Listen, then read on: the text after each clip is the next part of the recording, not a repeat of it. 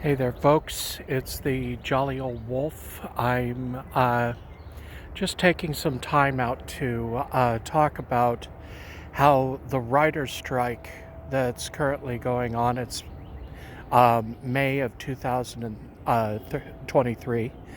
I wanted to talk about the writer's strike because I wanted to tell everybody how this will really affect us.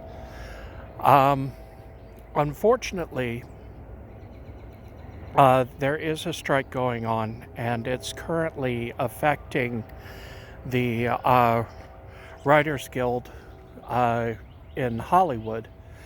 And I just want to inform you that this is something that happens not often, but often enough, where the bigwigs in Hollywood have a tendency of starting to think that they don't need the writers. Now, I personally am on the side of the writers, mainly because I'm an amateur writer myself, and I know how difficult that job can be. Um, well, what they're trying to do is they're trying to make it so that the writers become freelancers. And they pay them for the work that they do instead of paying them an hourly wage. Now, that right there is difficult. I mean, I've lived in Southern California. I know how expensive living in Southern California can be. And if you don't have a steady job with a steady paycheck and job security, then you're really in a world of hurt. The writer's strike also will affect us as viewers because what they're trying to get rid of is what they call the writing room. Now, a lot of the shows that we watch don't have one writer, they have several writers, and they're all sitting in a room together. And this is how they make the work more fluid, make the dialogue more believable. If you've ever watched a show that has really good dialogue, Gilmore Girls is a good example. Dawson's Creek is another good example. Think about this. If you have writers sitting in a room and they're discussing the dialogue and they're speaking it to each other as somebody's taking notes, the dialogue becomes so much more realistic. Where if you look at the dialogue in the past, it has a tendency of being a little bit one-dimensional, especially when there's only one writer involved. I mean, these writers do amazing things. I mean, how can you disagree that you have a show that's supposed to crank out, let's say, 13 episodes, and they have just a couple of months to get this out? Now, if you get a bunch of writers together, they can crank out a script within less than a week. And that, of course, makes it a heck of a lot easier for filming. There's also the fact that the writers themselves can question, answer, and pick up where somebody leaves off, and it just ends up with a better product. Now, you can sit there and tell me, oh, but I didn't like the writing of this work or that work. Let's bring up how many people disliked, let's say, some of these Disney Marvel shows, such as She-Hulk or Miss Marvel. I don't blame the writers necessarily. I blame the people who hired the writers, because they had a tendency of hiring people who didn't grow up reading comic books. And so you don't put somebody on your fantasy show who's known for romantic comedies. So that one isn't really the writer's fault. It's the writers not necessarily understanding the work that they're supposed to be writing.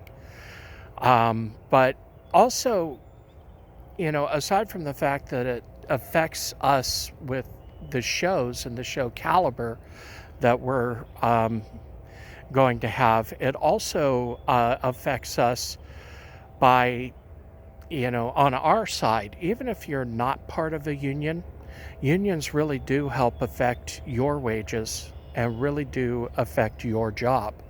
And if one union can be taken down in Hollywood, then a lot of other corporations are going to look at that and say, well, if they can do it, we can do it. And if they start getting rid of unions, even now, unions are smaller now than they've been in decades.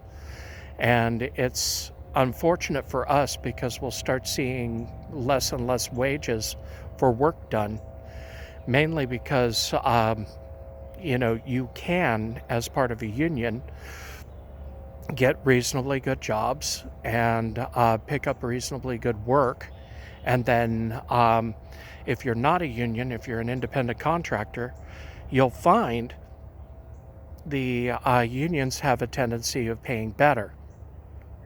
So I highly recommend you look into this because it's a big squabble. But the biggest squabble going on right now is not necessarily with the networks. It's with the streaming sites because you had these corporations that couldn't pay well in the beginning, such as Netflix, such as HBO Max, Amazon Prime, and that's because they were growing their streaming sites. But now that the companies are worth billions and they have really good shows that are well accepted and being watched by many. I mean, look at Amazon Prime. They've got The Boys. You've got Netflix with Stranger Things. These groups have their writers in a writer's room, but they're not paying as much because, a little over a decade ago, they were small. Now that they're larger, they should be able to pay more. And that's what the writers are saying, because being paid a fraction of what they would be paid with a larger network is just one of those things that they accepted when the company was small. Nowadays, that's just not the fact. Netflix has plenty of money to move around where they can hire Ryan Reynolds and Dwayne Johnson to be in the same movie. I mean, they can afford to pay union scale for writers. Now, I just want to tell people that the writers' strike can also affect your favorite shows. They could be ended merely because there's no writers to write them. I remember back in, between 2007 and 2008, there was a writer's strike. And because of that writer's strike that existed, a lot of shows only had about half of a season. And we don't want to lose that arc on our television shows. I remember House that season. I believe it only had 13 or 14 episodes that year, where it normally had 23. And an entire arc ended up just disappearing because they didn't have the writers to work on that particular show. So it really does affect us. It affects us all. And so I want to ask people, stay on the side of the writers, realize that this is just another way that big corporations are trying to cut costs so that they can fill their own pockets.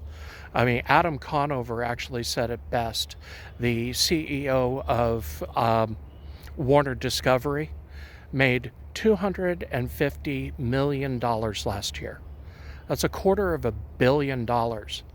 And Adam Conover, in essence, said you could hire 10,000 writers for that amount of money. So crying poverty, saying, well, we're not making as much money, is just not realistic. So please, do me a favor, join me in just saying, I support the writers, and the writers need to be paid well, because the living wage of people behind the scenes, as far as movies and television are concerned, that amount of money that they're making makes it so that they can barely live.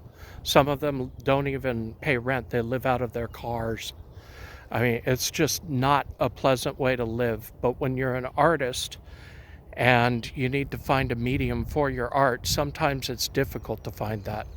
And having a group that's actually there to support you, such as a union, really does assist.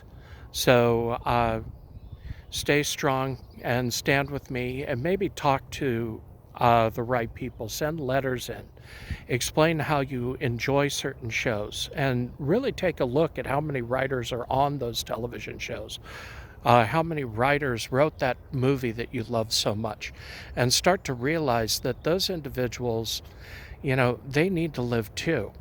And when you look at all of the producers of these movies and television shows and realize that they're the ones with the summer house and the nice place to live and everything, and then you turn around and you look at the writers who work for those individuals, and you wonder, why is that person not even able to afford a small apartment? That's the big difference. I hope that you folks have a wonderful day. Thank you so much for listening, and I will see you next vlog.